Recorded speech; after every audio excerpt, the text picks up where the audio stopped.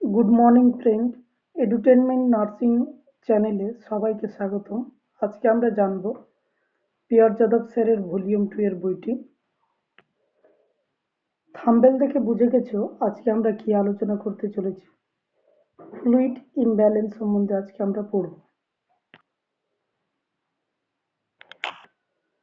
আজকে আমরা জানবো ফ্লুইড ইমব্যালেন্স সম্বন্ধে। আজকের 1 নম্বর কোশ্চেনে কি বলছে? An excessive vomiting and haemorrhage lead to, বলছে অতিরিক্ত পরিমাণে ভমিটিং এবং হেমারেজ হলে কি হওয়ার সম্ভাবনা থাকে। তাহলে এখানে অপশন 4টা দেওয়া আছে। কি কি দেওয়া আছে? হাইপোভলিমিয়া, 2 নম্বরে হাইপারভলিমিয়া দেওয়া আছে, 3 নম্বরে ফ্লুইড ওভারলোড, 4 নম্বরে হচ্ছে ওডিমা। তাহলে এখানে কোনটায় অ্যান্সার হবে জেনে নেওয়া যাক। এ নম্বর অপশনে বলছে হাইপোভলিমিয়া। তাহলে হাইপোভলিমিয়াটা কি?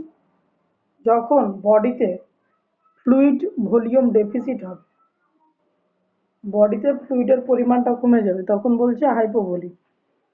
আর হাইপারভলিমিয়াটা কি? যখন বডিতে ফ্লুইডের পরিমাণ এক্সেসিভ হয়ে যাবে, অর্থাৎ excessive amount of the fluid, also known as hypervolemia and also called fluid overload. No, তাহলে number B and C same answer. আর ডি হচ্ছে সিমটমস, অর্থাৎ সাইন সিমটমসে হয় হাইপারভলিমিয়া, মানে ওইডিমা বা সোয়েলিং হয়ে যায় বডিতে। তাহলে এখানে কারেক্ট অ্যান্সার হচ্ছে এ নম্বর, হাইপোভলিমিয়া। তো নিচে সলিউশনে কি বলছে? বলছে হাইপোভলিমিয়া, ফ্লুইড ভলিউম ডেফিসিট আর এ নেগেটিভ ফ্লুইড ব্যালেন্স আর ডিহাইড্রেশন, যেটা আমি কিছুক্ষণ আগে তোমাদেরকে বললাম, means an abnormal decrease in the volume of the circulating blood or ECF। তারপরে বলছে it may be caused by vomiting, diarrhea, but excessive use of diuretic or hemorrhage। তাহলে এখানে আর একটা কোশ্চেন আসতে পারে, ডাইউরেটিক মেডিসিন কোনগুলো? এরকম ল্যাক্সিক্স, এগুলো ব্যবহার করা হয় ডাইউরেটিক মেডিসিন হিসাবে। নেক্সট কোশ্চেনে কি বলছে? In hypertonic dehydration fluid move from. তাহলে ডিহাইড্রেশনের টাইপগুলো আমাদেরকে জানতে হবে। ডিহাইড্রেশনকে 3টি ভাগে ভাগ করা যায়, একটা আইসোটনিক, একটা হাইপোটনিক আর একটা হাইপারটনিক। তাহলে আইসোটনিকটা কি? আইসোটনিকটা কি? আইসোটনিক হচ্ছে water and dissolved electrolyte loss in equal proportion, মানে ওয়াটার এবং ইলেকট্রোলাইট যে দুটো আছে সেটা ইকুয়াল প্রপারশনে কি হবে? লস হবে বডি থেকে। তাহলে হাইপোটনিক, হাইপো মানে কি? কম। হাইপোটনিক ডিহাইড্রেশন কোনটা বলছে? Electrolyte loss more than water loss. বলছে ইলেকট্রোলাইটটা ওয়াটার থেকে বেশি পরিমাণে লস হবে। Fluid move from interstitial tissue or plasma to cell। এবার হাইপারটনিক ডিহাইড্রেশনটা আমরা জানবো। হাইপারটনিক ডিহাইড্রেশনটা কি? বলছে water loss more than electrolyte. এখানে ওয়াটারটা ইলেকট্রোলাইট থেকে বেশি পরিমাণে কি হচ্ছে? লস হয়ে যাচ্ছে। Fluid move from cell to interstitial tissue or plasma. তারপরে ইট কজ প্লাজমোলাইসিস। কি হচ্ছে? প্লাজমোলাইসিস। এবার প্লাজমোলাইসিসটা কি? Shrinking or decreasing of the cytoplasm of a living cell when cell is placed in hypertonic solution due to loss of water। No, তাহলে এখানে কোশ্চেনটা আমাদের কি দিয়েছিল?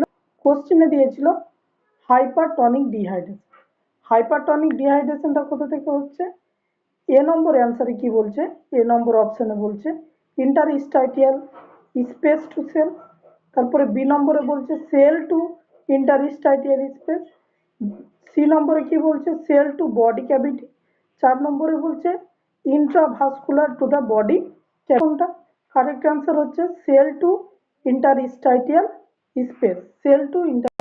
তারপরে নেক্সট নম্বর কোশ্চেনে কি বলছে? Which type of solution cost water to shift from cell to plasma.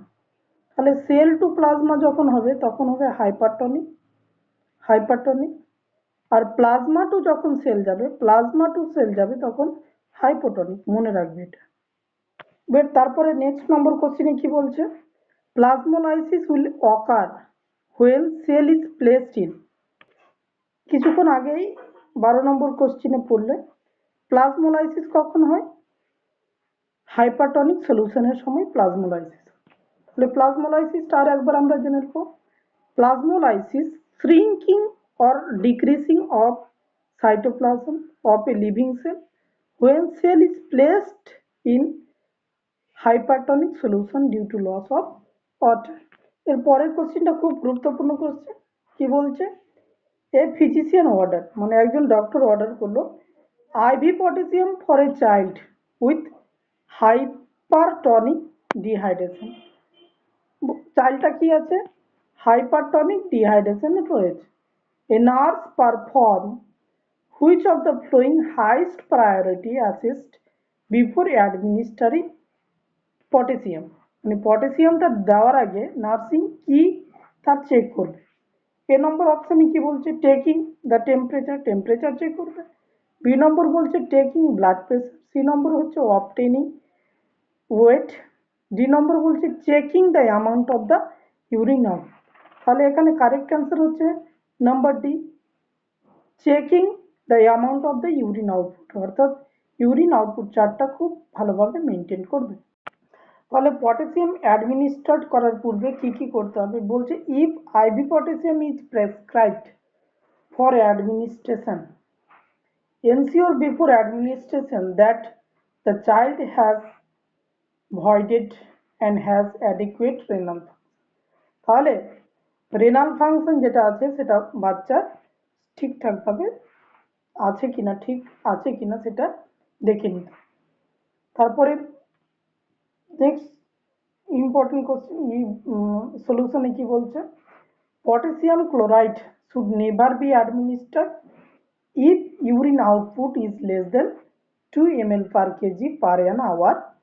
অর্থাৎ যদি পেশেন্টের, যদি চাইল্ডের, যদি ব্যক্তির পলিগুরিয়া থাকে তাহলে পটাশিয়াম কোনোভাবেই অ্যাডমিনিস্টার করা চলবে না, because it May cost hyper kalaemia. এটা হাইপার ক্যালিমিয়া হওয়ার চান্স থাকছে।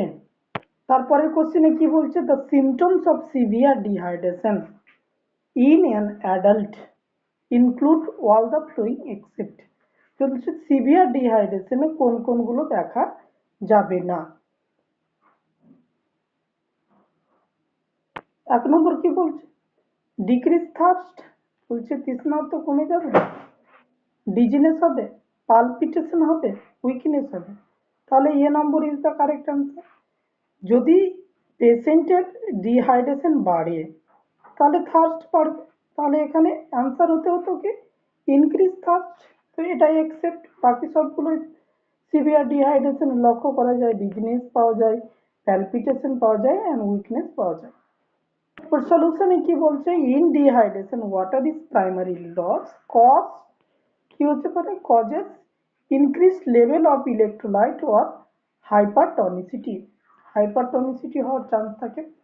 তারপরে কি বলছে, ডিহাইড্রেশন অর্থাৎ হাইপোভলিমিয়া। ডিহাইড্রেশন কি, হাইপোভলিমিয়া, যখন বডিতে ফ্লুইডের ডেফিসিট হচ্ছে তখন ডিহাইড্রেশন হচ্ছে।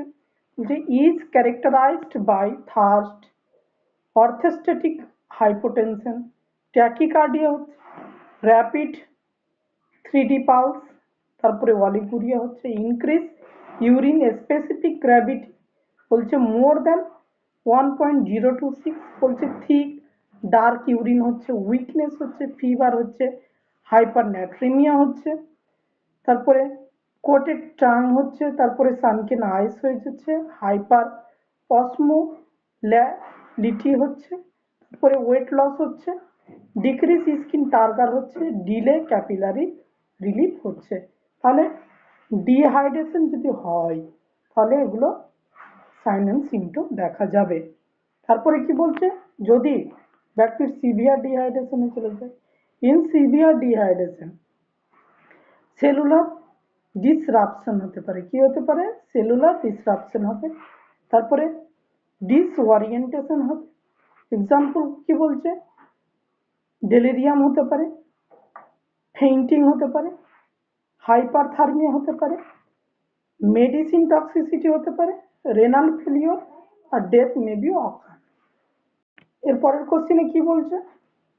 বলছে the characteristic of the fluid volume deficit include all except, মানে ফ্লুইড ভলিউম ডেফিসিটের মধ্যে কোনগুলো পাওয়া যাবে? 1 নম্বরে বলছে ডিক্রিজড স্কিন টার্গার, এ নম্বরে বলছে। 2 নম্বরে বি নম্বরে বলছে পোস্টুরাল হাইপোটেনশন হতে পারে। সি এ কি বলছে? Increase temperature. ডি এ বলছে ইনক্রিজ সেন্ট্রাল ভেনাস প্রেসার হতে পারে। ফ্লুইড ভলিউম ডেফিসিটে এটা দেখা যায় না, increase central nervous venous pressure দেখা যায়।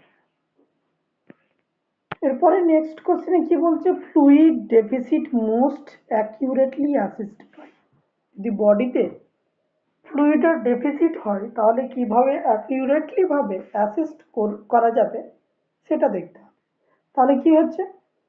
চেঞ্জ ইন বডি ওয়েট, বলছে বডি ওয়েটটা কমে যায়, চেঞ্জ ইন বডি ওয়েটটা কমে যায়।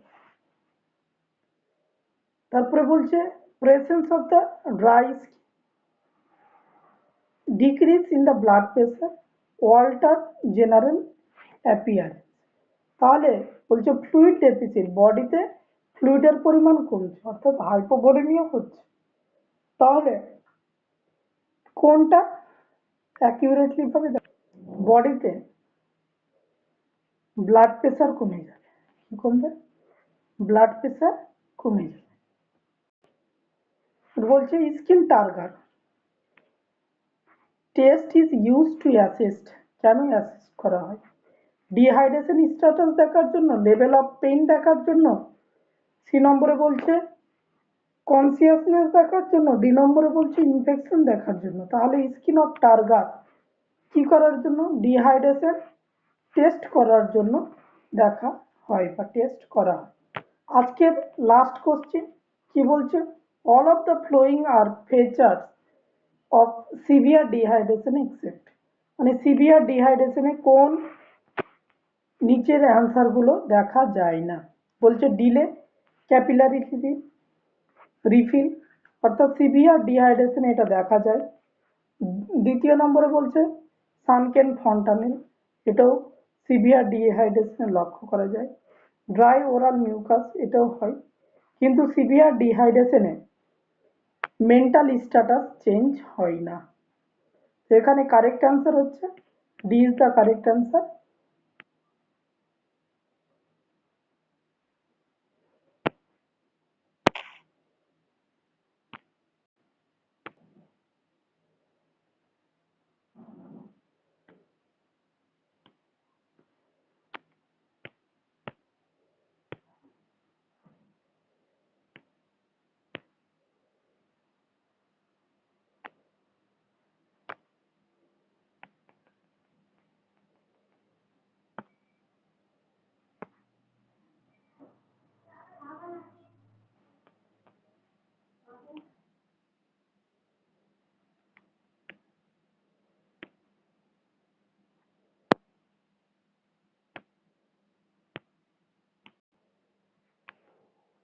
Thank you everyone for watching this video.